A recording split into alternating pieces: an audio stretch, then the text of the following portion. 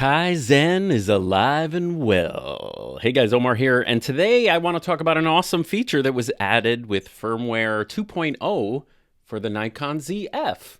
It makes your ISO dial have an auto ISO setting. Isn't that awesome? If you weren't aware, it was a little confusing before if you had the camera set to auto ISO. If you wanted to actually use the dial with the written ISOs on here, the physical dial, it was a little convoluted because you had to go back to the C, turn auto ISO off, and I made a whole video about it. I'll just link it up below, and now that video is just useless. So the way the dial works now, which is great, is the numbers, the physical numbers on the ISO dial will always work. They'll actually always override auto ISO. Okay, so here's how it works, guys. First of all, make sure you're in firmware 2.0. So if you notice, the dial is on 100, and here on the screen you'll see it's 100, and of course the dial will change the ISO, which is what we want.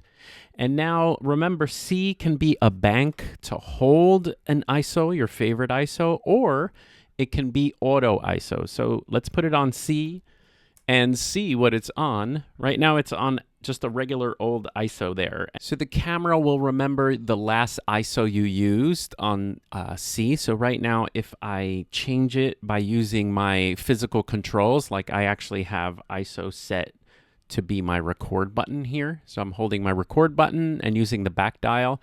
So I actually can set an ISO. Let's say that's my favorite. And again, the dial will override that setting. Now we can actually set that to be auto ISO. I can actually use my physical dials if I like. For me, it's my record movie button and the front dial. So I can actually see activate auto ISO there. And now again, if I turn the dial, it will go default to whatever is written on the dial. And then when it falls and clicks back into C, it's on auto ISO. Now, if you don't have your camera set up like mine, shame on you. You could do all this stuff in the menu. So you can hit the menu here, go down to ISO sensitivity settings. Here we're going to turn auto ISO on. Pick an ISO that makes you comfortable. And also what's fantastic if you want to freeze motion, great for street photography, great for indoor kids, is set a minimum shutter speed that will freeze action, something you're comfortable with. And now when you go back, you'll notice that auto ISO is activated, and again, can be overridden by the dial. Yay! Now, in addition to that awesomeness, you now can, by the way, under your controls, if you go to your controls here, custom controls, I have it on my I menu, but if you don't, you go down to controls, which is the purple F menu, and custom control shooting. And if you go down to the little dials here, the front and back dials, I have mine for, sorry, I'm going too fast. I go too fast. For exposure setting, I have my, this only works in manual, by the way, but I have my manual set to shutter speed, the front, aperture, the back. These will probably be switched for you, but I switch these because that's what I'm used to. But now with the new firmware, you can actually make one of these. If you go to the DISP here, if you go to DISP, you can actually have two new options. One of them is you can make your dial be exposure compensation. So that means if you're in one of the semi-auto modes, you instead of that, I wouldn't use this because you already have a cool exposure compensation dial. But if you don't want to use that dial, then you can use one of the, the back or the front dials. And then if you want, you can actually change your ISO using the dial. Now we put it on the letter C. And again, this only works in manual. It doesn't work in the other modes. But you can actually have the front or rear dial be your ISO changer.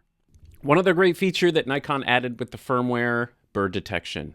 For you retro birders out there.